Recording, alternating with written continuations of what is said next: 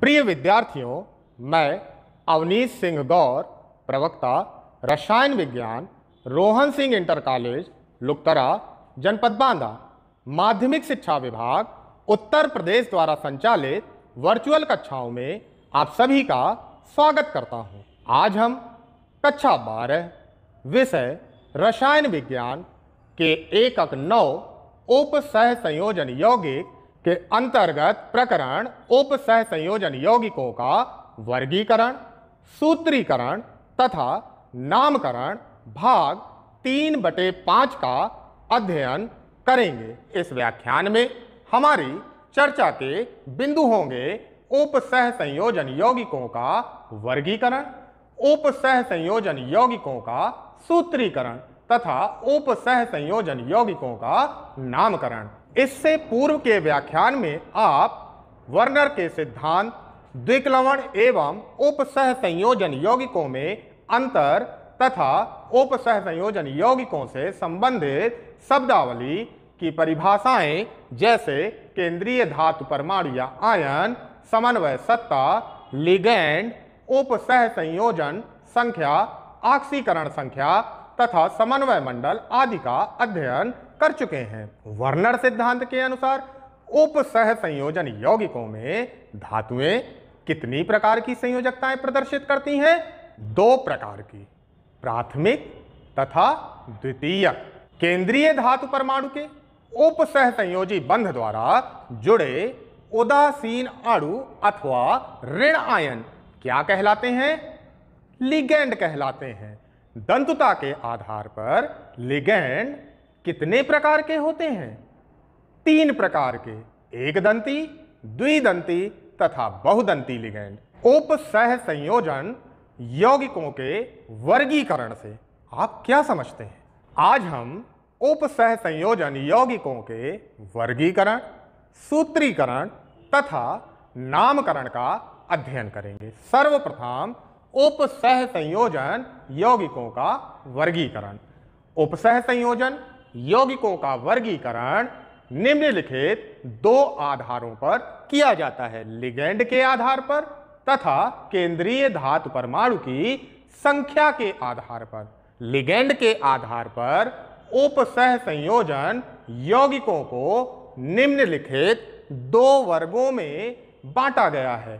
पहला होमोलैप्टिक संकुल तथा दूसरे हैं हेटेरोलैप्टिक संकुल।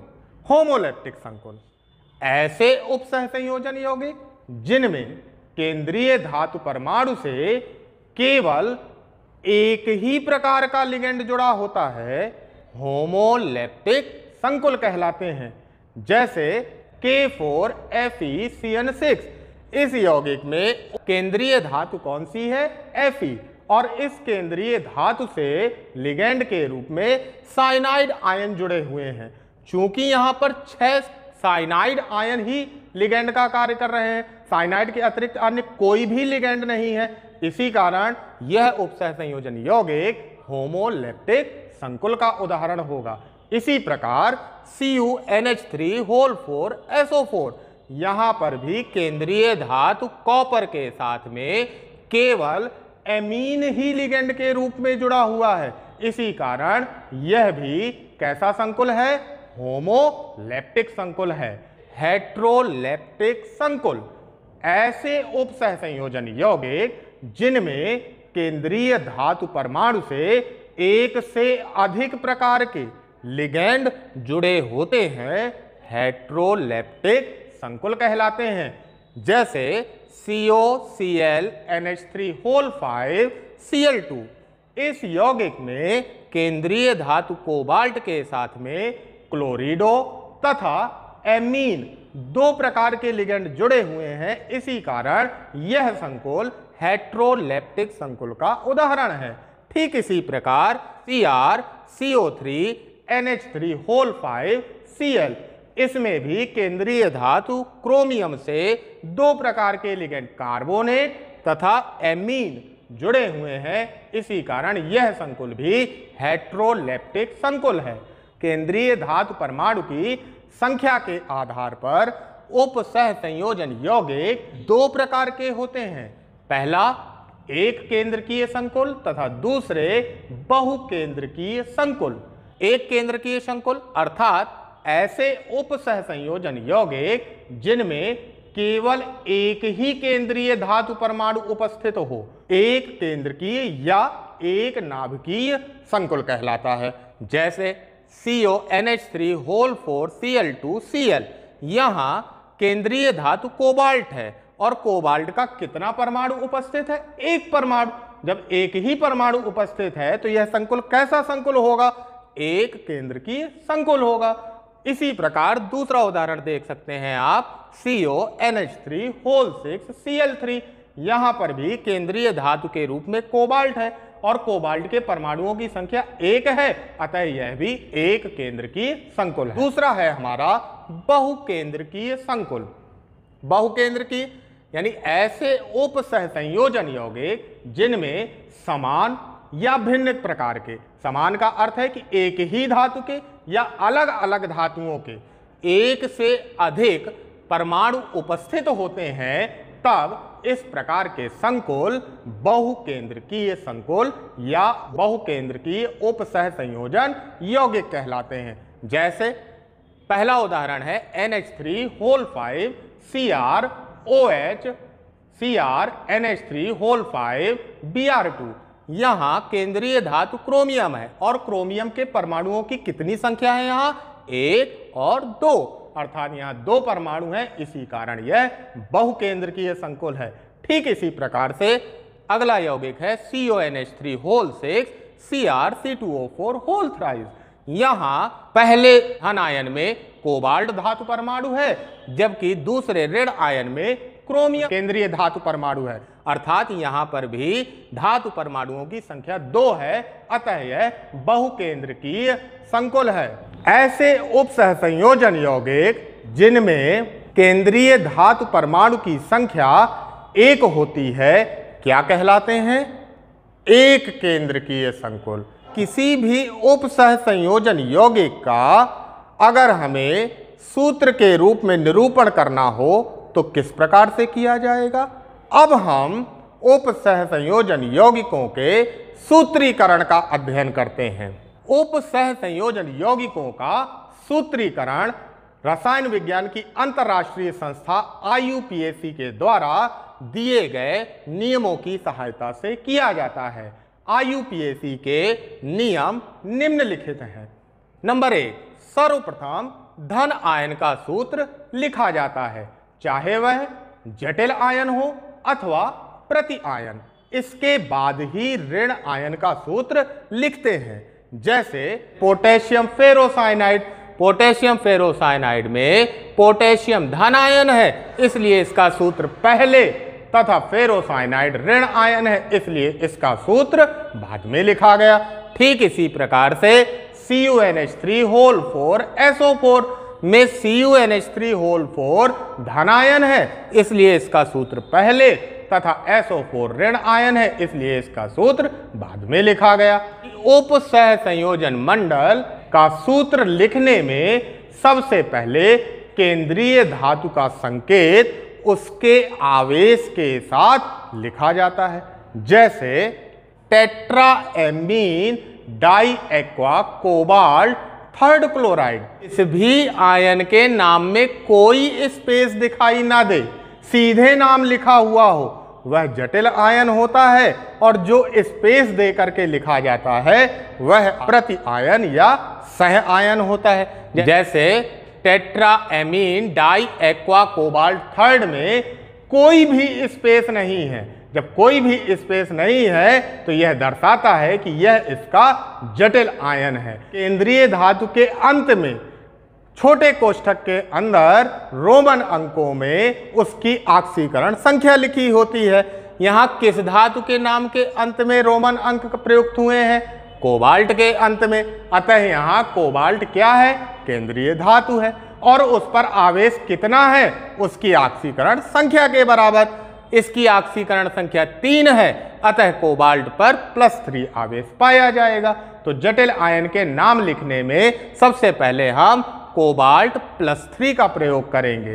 ठीक इसी प्रकार से पोटेशियम टेट्रासाइनिडो निकलेट सेकेंड में जटिल आयन में केंद्रीय धातु निकेल है और इसकी ऑक्सीकरण संख्या इस यौगिक में +2 है, अर्थात इस पर +2 आवेश पाया जाएगा। अतः हमने Na+2 लिखा।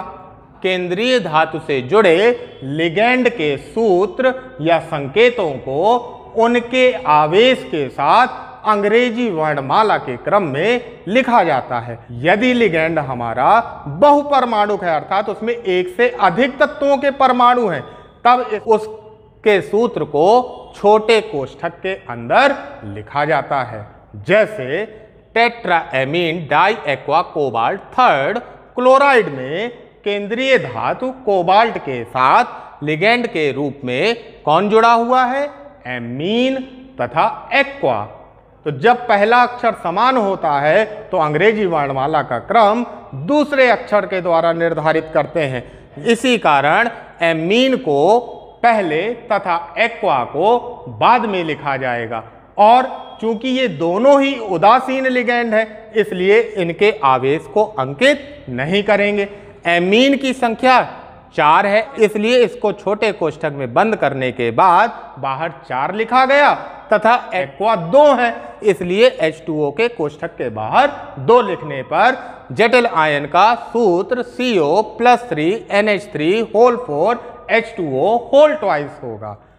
कि जो जटिल आयन का सूत्र प्राप्त होता है उसको बड़े कोष्ठक के अंदर लिखते हैं तथा जटिल आयन के कुल आवेश को बड़े कोष्ठक के बाहर, यानी इस कोष्ठक के बाहर दाईं ओर ऊपर की ओर लिख दिया जाता है। जैसे टेट्राएमीन डाइएक्वा कोबाल्ट थर्ड क्लोराइड के जटिल आयन का सूत्र CO+3 NH3 whole 4 H2O whole twice को जब हम बड़े कोष्ठक के अंदर लिखते हैं और इस पर कुल आवेश कितना रह जाएगा?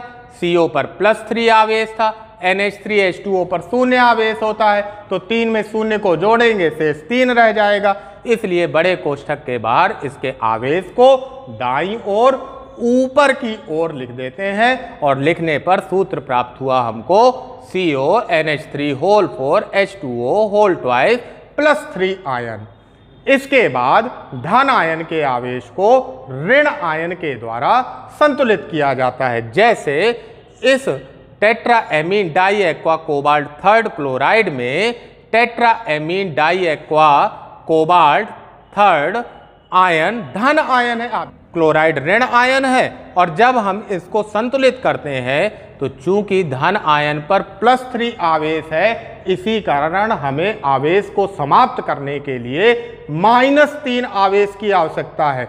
इसी कारण क्लोराइड के कितने आयनों की आवश्यकता होगी? 3 आयनों की आवश्यकता होगी। इसके बाद धन आयन तथा ऋण आयन के सूत्रों को जोड़ने पर प्राप्त होने वाला सूत्र उपसह संयोजन यौगिक का सूत्र होता है। जैसे CONH3 whole 4 H2O whole twice +3 ion और 3 क्लोराइड आयन, जब इन दोनों को हम जोड़ते हैं तो इनके जोड़ने से CONH3 whole 4 H2O whole twice Cl3 प्राप्त होता है और यही इस यौगिक का IUPAC सूत्र है। अब हम एक केंद्र की उप सहसंयोजन यौगिकों के सूत्र लिखने को उदाहरणों के द्वारा समझने का प्रयास करते हैं। सबसे पहला कंपाउंड है पोटेशियम टेट्राहाइड्रोक्सिडो जिंकेट सेकेंड। इस यौगिक में सरल आयन चूंकि धन आयन है, चूंकि यहां पोटेशियम पहले है अतः पोटेशियम इसका धन आयन है जिसका सूत्र K+ होगा। इसके बाद जटिल आयन जो कि टेट्राहाइड्रोक्सिडो जिंकेट सेकेंड है का सूत्र लिखने के लिए सर्वप्रथम केंद्रीय धातु का संकेत उसके आवेश के साथ लिखते हैं। अतः यहां जिंक का संकेत और उस पर उपस्थित आवेश Zn+2 लिखा जाएगा। केंद्रीय धातु से जुड़े लिगैंड के सूत्र को किस क्रम में लिखा जाता है? अंग्रेजी वर्णमाला के क्रम में। लेकिन इस यौगिक में लिगेंड के रूप में केवल एक ही लिगेंड है, हाइड्रोक्सीडो। अतः अंग्रेजी वर्णमाला की कोई भी आवश्यकता नहीं है। हाइड्रोक्सीडो का संकेत OH होता है, अर्थात यह बहुपरमाणुक है, इसलिए इसके सूत्र को छोटे कोष्ठक के अंदर लिखते हैं। और हाइड्रोक्साइड आयन की संयोजकता -1 होता है, जिसको इसके संकेत के साथ में लिखा गया है। और हाइड्रोक्सीडो कितने हैं, उसके नाम के आगे टेट्रा लगा हुआ है। टेट्रा का तात्पर्य 4 से है। अतः इस पूरी स्पीशीज को छोटे कोष्ठक में बंद करने के पश्चात इसके बाहर 4 लिख दिया जाता है। इसके बाद अब हम इस जटिल आयन के सूत्र को बड़े कोष्ठक के अंदर लिखते हैं और इस आयन के कुल आवेश को कोष्ठक के बाहर दाईं ओर ऊपर की ओर लिख देते हैं। जैसे जब इस आयन के सूत्र को हम बड़े कोष्ठक में बंद करेंगे तो यहां पर कुल आवेश कितना होगा, -2 आवेश। उस -2 आवेश को हम बड़े कोष्ठक के बाहर दाईं ओर ऊपर की ओर लिख देते हैं। अब जैसा कि स्पष्ट हो रहा है कि जटिल आयन जो कि ऋण आयन है में -2 आवेश है तथा सरल आयन जो कि K+ आयन है इस पर +1 आवेश है। अतः दोनों आवेशों को संतुलित करने के लिए हमें 2 K+ आयन की आवश्यकता होगी। और जब इन दोनों सूत्रों को हम जोड़ते हैं तो इनके जोड़ने से हमें सूत्र प्राप्त होगा K2ZnOH4 और यही इस यौगिक का IUPAC सूत्र होगा। अब IUPAC सूत्र से यौगिक का नामकरण कैसे करते हैं, इन नामों का निर्धारण भी IUPAC द्वारा दिए गए नियमों के आधार पर किया जाता है। सबसे पहले हम आयनों का नामकरण करते हैं, तो धन आयन का नाम पहले तथा ऋण आयन का नाम बाद में लिखा जाएगा। जैसे K3Cr2O4 होल थ्राइस में पोटेशियम पहले लिखा हुआ है, अतः यह धन आयन है, और Cr2O4 होल थ्राइस बाद में लिखा हुआ है, अतः यह ऋण आयन है। इस यौगिक का जब हम IUPAC नाम लिखते हैं तो पोटेशियम का नाम पहले तथा इस जटिल आयन का नाम बाद में लिखा गया और यौगिक का नाम है पोटेशियम ट्राईऑक्सलेटो क्रोमेट थर्ड। इसी प्रकार CONH3 CO3Cl में CONH3 CO3 धन आयन है, अतः इसका नाम पहले पेंटा एमीन कार्बोनेटो कोबाल्ट थर्ड तथा ऋण आयन क्लोराइड है, अतः इसका नाम बाद में लिखा गया। दूसरा नियम कहता है उपसह संयोजन मंडल का अर्थात जटिल आयन का नामकरण किस प्रकार से किया जाएगा। जटिल आयन के नामकरण में सबसे पहले लिगेंड के नाम अंग्रेजी वर्णमाला के क्रम में लिखे जाते हैं तथा उसके बाद केंद्रीय धातु का नाम लिखा जाता है। केंद्रीय धातु की ऑक्सीकरण संख्या को उसके नाम के अंत में रोमन अंकों में छोटे कोष्ठक के अंदर लिखते हैं। यहां आप देख रहे हैं कि नामकरण में जो प्रक्रिया हम इस्तेमाल कर रहे हैं ये सूत्रीकरण की प्रक्रिया की ठीक विपरीत है।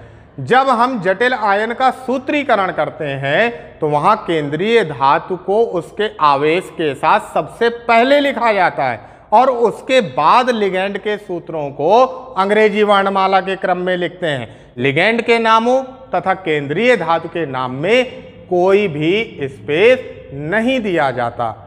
जैसे CONH3 आयन में केंद्रीय धातु कौन सी है, कोबाल्ट, और इस केंद्रीय धातु से कितने प्रकार के लिगेंड जुड़े हैं, 2 प्रकार के लिगेंड। कौन कौन से, NH3 तथा Cl।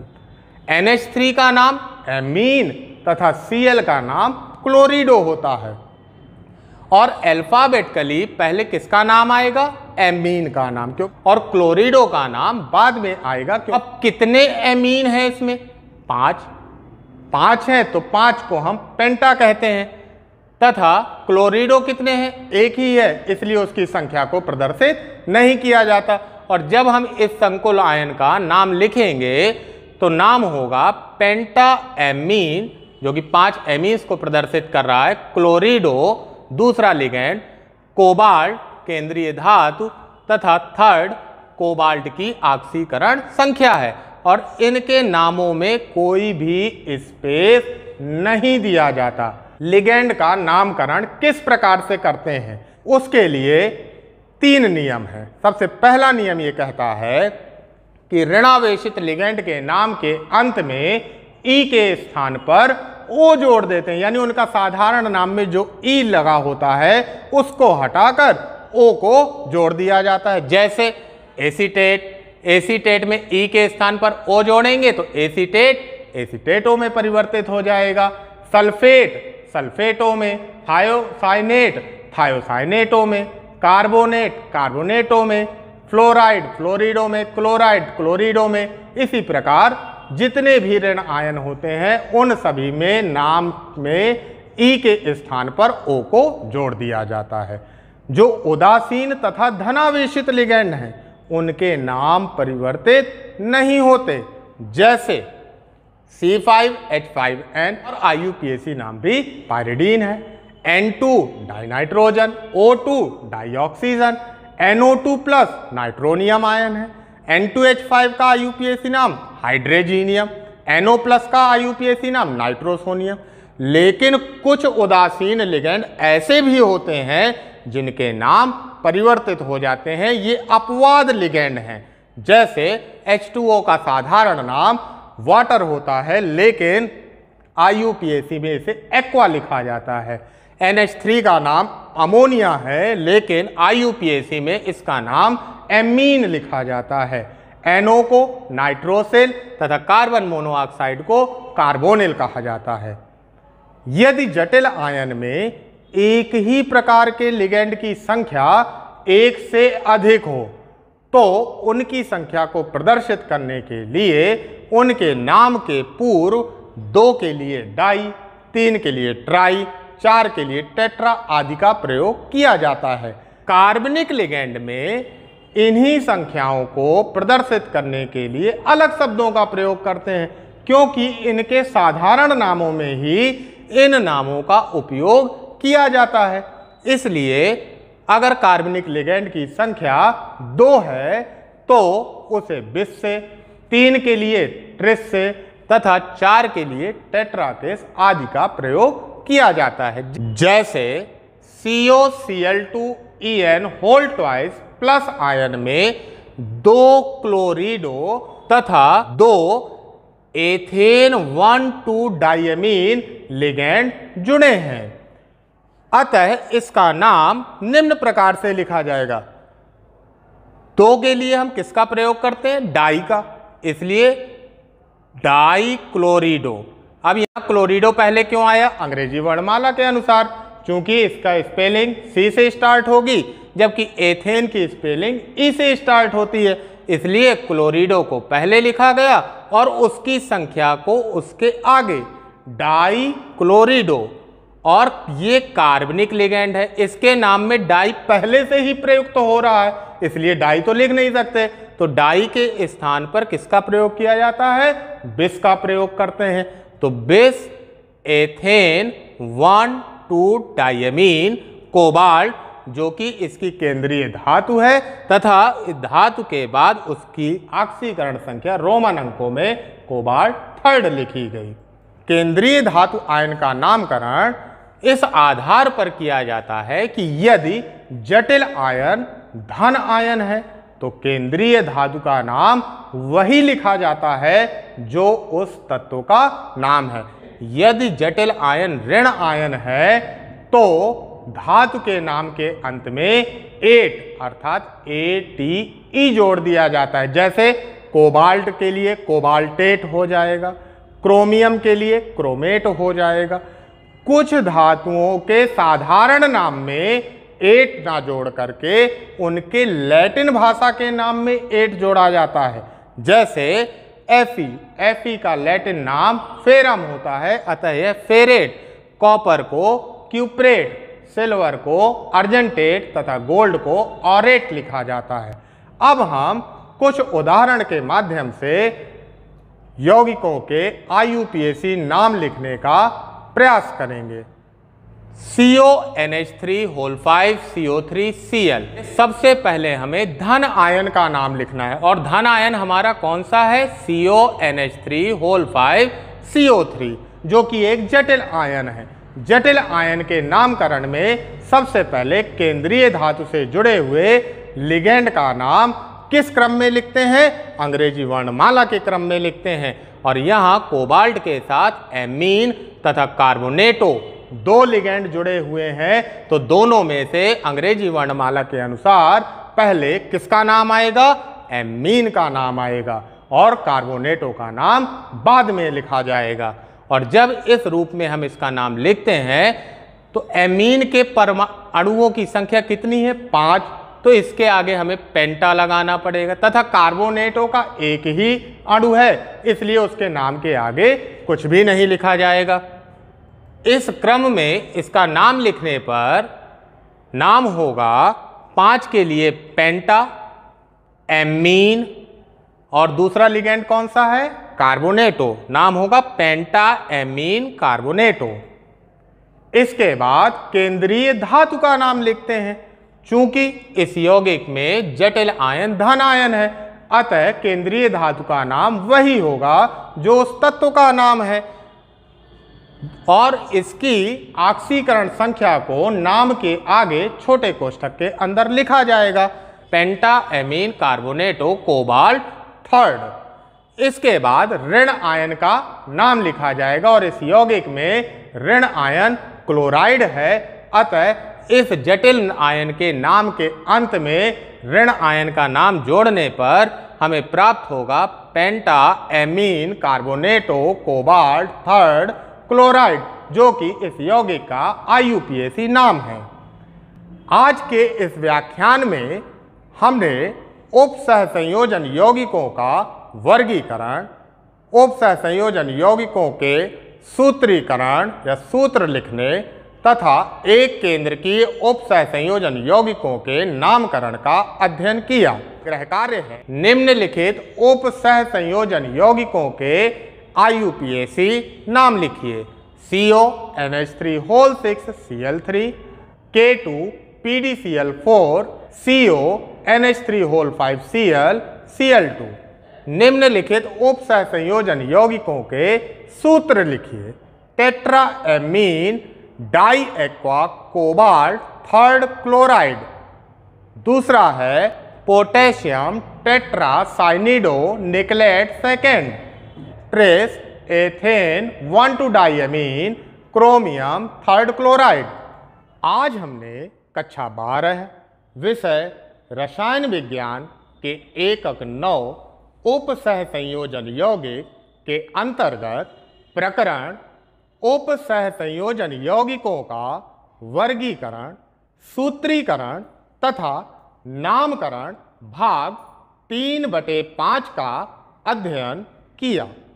अगले वीडियो में हम कक्षा 12 विषय रसायन विज्ञान के एकक 9 उपसहसंयोजन यौगिक के अंतर्गत प्रकरण संयोजकता बंध सिद्धांत VBT भाग 4/5 का अध्ययन करेंगे। आप अगले भाग को समझने के लिए आज पढ़ाए गए भाग तथा अगले भाग में पढ़ाए जाने वाले पाठ्यांश को अपनी पाठ्यपुस्तक से पढ़कर और समझकर आएंगे। धन्यवाद।